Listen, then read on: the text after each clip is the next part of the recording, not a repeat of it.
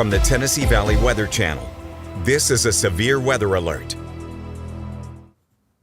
All right, it's currently 4 o'clock in the afternoon. I'm Freddie Gossage along with Kelly Rawson, Brian Wilson, and Ben Luna in the Tennessee Valley Weather Center. Just another quick update on the weather situation. We have no warnings in effect, although we have some pretty widespread thunderstorms out there. We do still have our tornado watch in effect for all of the viewing area from now until 9 p.m. However, I do think that threat ends a little bit sooner than that, closer to 7 or 8 o'clock. We'll switch to live Viper radar and show you where the storms are at the moment. And we have a few spotty storms over southern Middle Tennessee. The heavier storms at this moment stretch from the shoals of northwest Alabama back into Tishomingo and Itawamba counties of Mississippi. We'll do a zoom in here on this area of the cluster in northwest Alabama, northeast Mississippi, and talk about where some of the stronger storms are, stretching from just south of the Cypress Inn area near Zip City, back through Central Heights and Cloverdale, down the Natchez Trace Parkway toward Cherokee, then back toward Allsboro, Minot, and Bishop, back toward Tishomingo and Belknap. Another storm we're watching carefully over Red Bay, and we'll zoom in there closer to the Red Bay storm because that was on the leading edge of this cluster, and it has some interesting structure to it. You see this notch it has back on the southwest flank. We go to storm relative velocity, and there's not a warning here, but there is some weak and broad low-level rotation. So we'll have to watch that storm carefully. It may try to tap into the environment, and we'll watch for storm intensification. That would be the kind of storm we would have to watch for possibly intensifying and having a tornado threat with it. Notice also that the storm track arrows from these other storms are more northeasterly. This one's a little more to the east than the other tracks. So it's trying to turn to the right a little bit as it begins to show rotation. So we'll have to watch it carefully. We'll go back to reflectivity, and there's your notch in the southwest flank of the storm. So it's likely that we have a little mini supercell here. Now the rotation's not tight enough to issue a tornado warning, but one could be required if this continues to organize.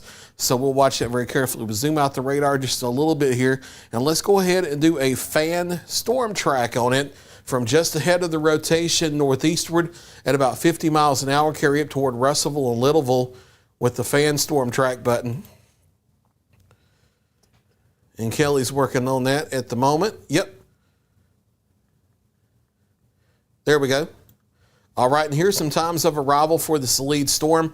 Burnout at 4:07, White Oak Community at 4:12, Glasgow Corner at 4:17, Pleasant Grove at 4:18, Bell Green at 4:18, Rock Creek 4:19, Frankfort 4:22, the Newsom Springs area at 4:23, Isbell at 4:25, Crooked Oak 4:25, Russellville 4:27, the Fairview area at 4:28, New Bethel 4:28, Lime Rock 4:29, and Flatwoods at 4:30. Again, those are communities in northern Franklin County, southern Colbert County, where we're watching that storm carefully.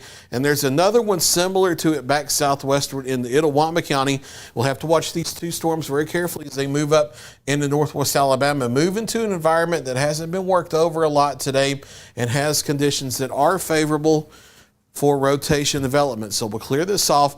We'll go back a little northward here into southern Middle Tennessee and look at some of the scattered storms we have ongoing. We have previously had a few strong thunderstorms moving through the Lawrenceburg area and the Pulaski area. These have weakened a bit over the past 15 to 20 minutes. They earlier had some pea-sized hail with them.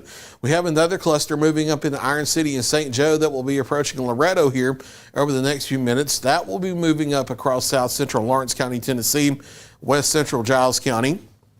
And then other scattered storms here moving through portions of Lewis and Murray counties in the Marshall County.